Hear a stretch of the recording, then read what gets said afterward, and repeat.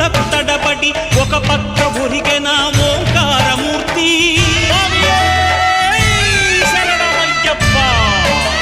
స్వాములందరూ తనకు సాయము కాగా ధీమంతుడై లేచె ఆ కన్య స్వామి. పట్టబంధము వీడి భక్తతతికై పరుగు పరుగున వచ్చె భూమిపైకి నరుడై.